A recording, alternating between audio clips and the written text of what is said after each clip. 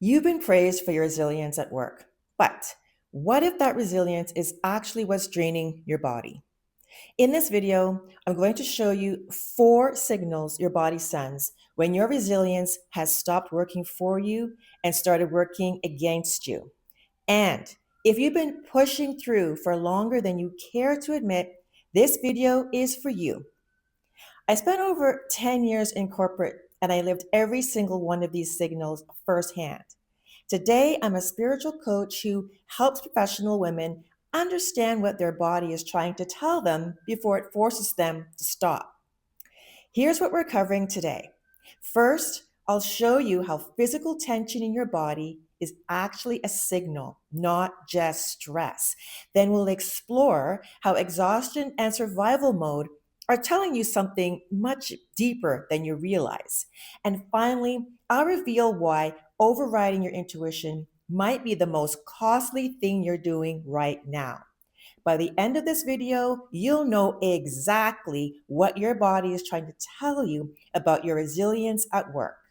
And it all starts with a story you might recognize. I spent years in corporate thinking I was doing everything right. I would stay late, push through exhaustion, ignore my gut, telling me something was off. And you know what? People called me resilient. They admired it. My managers praised it. My colleagues looked up to it.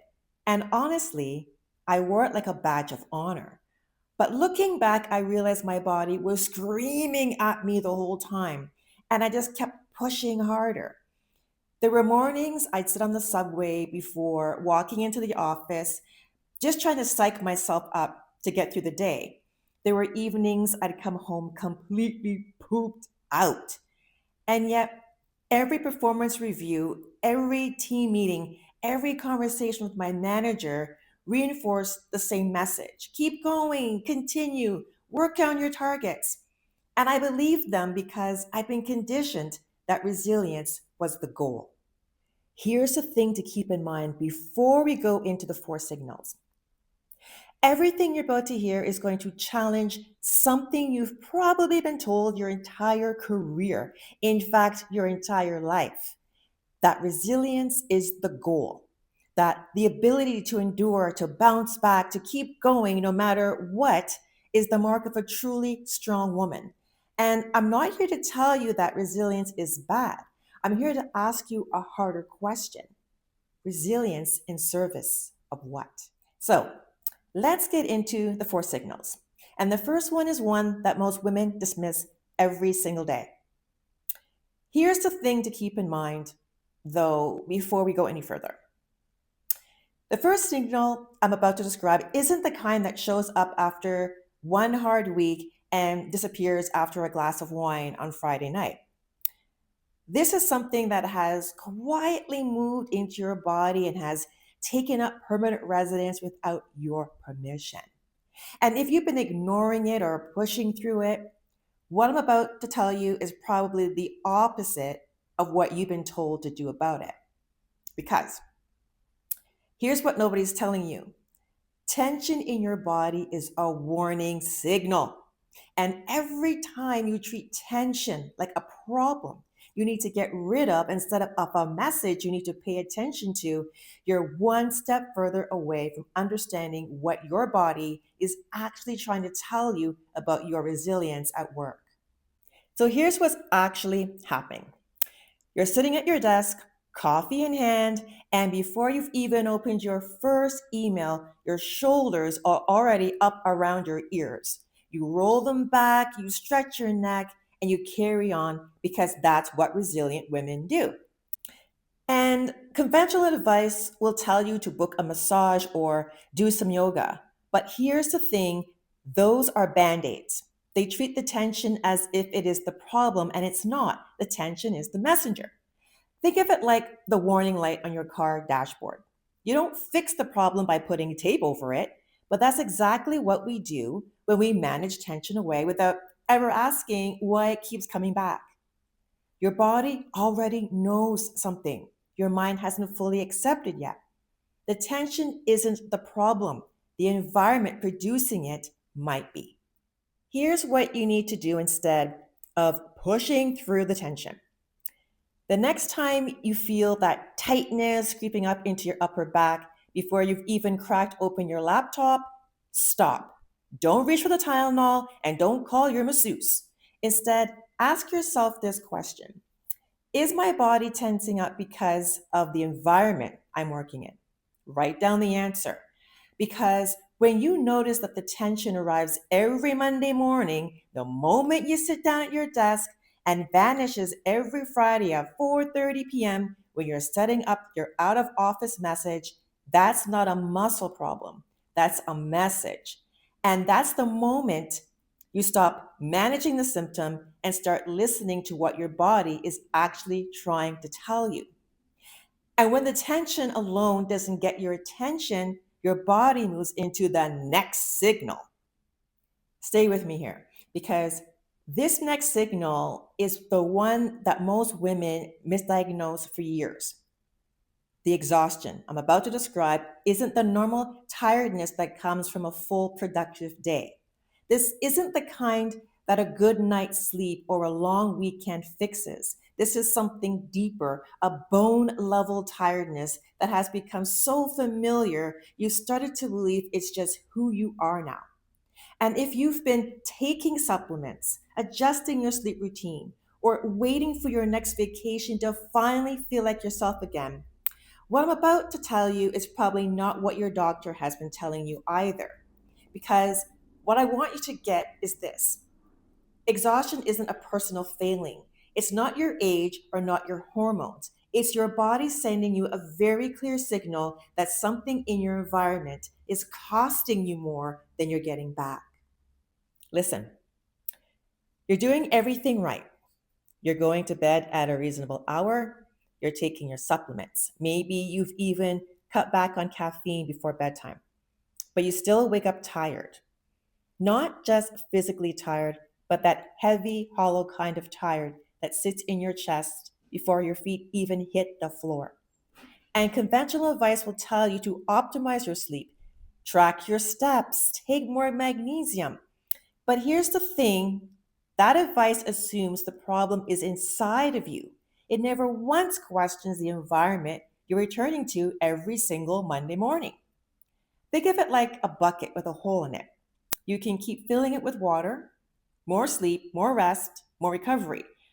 But if the hole is still there, the bucket never stays full. The hole is the environment, and no amount of filling fixes a bucket that keeps draining. And here's what I know to be true: the most exhausted women I work with aren't lazy.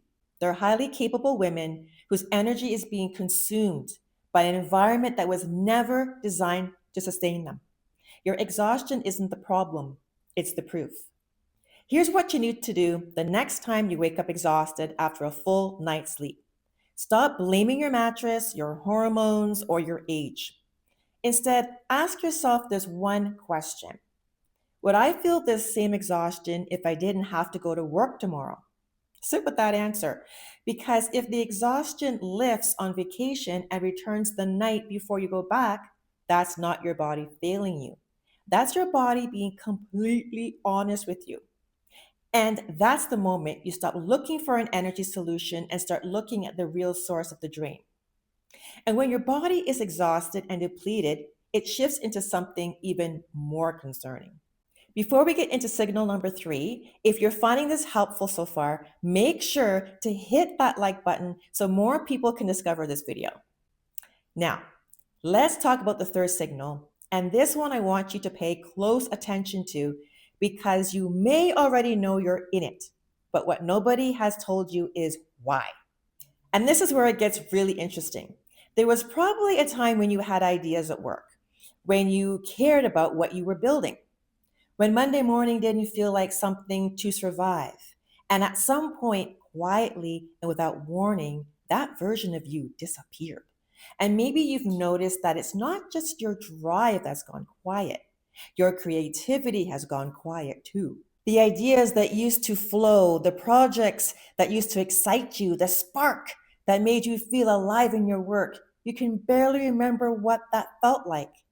And the thought of you even trying to reconnect with that part of yourself feels risky. Like opening a door you're not sure you're ready to walk through. And if you've been blaming yourself for losing that spark, what I'm about to share is going to change the way you see yourself completely. Here's what most people never stop to consider. You're showing up every day and you're meeting your deadlines. From the outside, you look completely fine, but on the inside, you're running on autopilot. You're not creating, you're not growing, you're not contributing from your best self. You're just getting through. And everything around you will tell you to push harder, set new goals, make a vision board. But here's the thing, that advice assumes the problem is only your mindset. It never questions whether the environment you're showing up to every day is the reason your drive disappeared in the first place. Think of it like a plant that has stopped growing. You can talk to it, water it, and give it fertilizer, but if it's not getting enough light, nothing you do will make it thrive. The problem was never the plant, it was always the soil, the environment. And here's what I know to be true: the women I work with who are deep in survival mode are not disengaged because they stopped caring. They're disengaged because they cared so much for so long in the wrong environment that their nervous system finally said, enough. You didn't lose yourself. You protected yourself, and there's a difference. Here's what you need to do the next time you notice that your creativity has gone quiet and your work feels like something you endure rather than something you enjoy. Instead of pushing yourself to do more, create more, or perform more, stop and ask yourself this: what kind of work would light me up if I wasn't afraid of what that answer might mean? What's your answer? Because that question has a way of cutting straight through the noise. And whatever comes up, that isn't a distraction. That's the part of you that survival mode has been protecting and has been waiting patiently for you to come back to it. And when you've been in survival mode long enough, something else happens. Something that doesn't get talked about nearly enough. You stop trusting the one person who has been trying to guide you through this the entire time: yourself. Here's the thing to keep in mind: your intuition has never been wrong about this. It knew before your body started sending signals. It knew before the exhaustion set in. It knew before you found yourself in survival mode. Your intuition has been the quietest voice in the room and the most consistent one. And somewhere along the way, you learned to silence it. And if you've been telling yourself that staying is the practical choice, the responsible choice, the safe choice, what I'm about to tell you will challenge everything you've been using to justify pushing that voice down. Because you know what? Every time you override your intuition to prove your resilience, you aren't being strong. You're eroding your trust in yourself. And that's the most expensive thing workplace stress can take from a woman. Does this feel familiar? You're in a meeting and something is said that doesn't sit right with you. You feel it instantly: a tightening, a quiet knowing, a voice that says, this is not okay. And within seconds, you talk yourself out of it. You tell yourself you're being too sensitive, that everyone feels this way, that you should be grateful that you have this job. And everything you've been conditioned about being a professional woman tells you to reframe your thinking, like focus on the positive. But here's the thing that conditioning has taught you to override: the most sophisticated guidance system you were born with. Your intuition isn't the problem. Ignoring it is. Think of it like a GPS that keeps routing you away from a road that's closed. And every time it does, you dismiss it and take that road anyway. Eventually, you stop listening to the GPS altogether, and then you're truly navigating blind. And what I have seen time and time again in my own life and the women I coach is that the moment a woman starts trusting her intuition again, everything changes. Not because her circumstances changed overnight, but because she stopped abandoning herself in the middle of them. Your intuition was never the problem, it was always the answer. Here's what you need to do the next time that quiet voice inside you says something isn't right. Instead of dismissing it, rationalizing it away, or telling yourself you're being dramatic, stop and ask yourself, how long have I been ignoring this feeling? When you can see your intuition has been sending you the same message for months, maybe even years, that's not overthinking. That's the most intelligent part of you that has been patiently waiting for you to finally listen. And that's the moment you stop overriding your own wisdom and start treating your wisdom as the most valuable data point you have. And before we go any further, I need to say something that I wish someone had said to me a long time ago. Because everything I'm about to share next is the reason I made this video. You've spent so long being the strong one, the one who handles it, the one who never complains and never asks for too much. And the world has rewarded you for it. They called you resilient, and you believed that was the highest compliment they could give you. But here's what nobody ever told you: there's a difference between resilience that builds you and resilience that quietly dismantles you from the inside. And the most dangerous part, they look exactly the same from the outside. What if the most courageous thing you could do right now isn't to push through one more time? What if it's to finally stop and listen? The tension in your upper back or your jaw isn't a character flaw.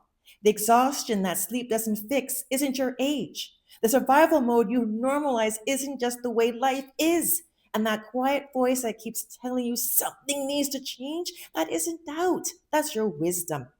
Your body has been your most loyal messenger this entire time. It hasn't been working against you. Your body has been fighting for you. And that awareness, that moment of recognition, isn't the beginning of giving up. It's the beginning of coming home to yourself. Now that you recognize the signals, the next question is, what do you actually do with that awareness? Because most women get to this point of realization and still stay stuck. Not because they don't want to change, but because they have no idea what they actually want instead. And without that clarity, the signals keep coming and nothing shifts. If you've been feeling lost in your career and wondering if there's work out there that was actually meant for you, I made a video specifically for that. Click on the thumbnail right here. Thanks for watching, and I'll see you in the next video.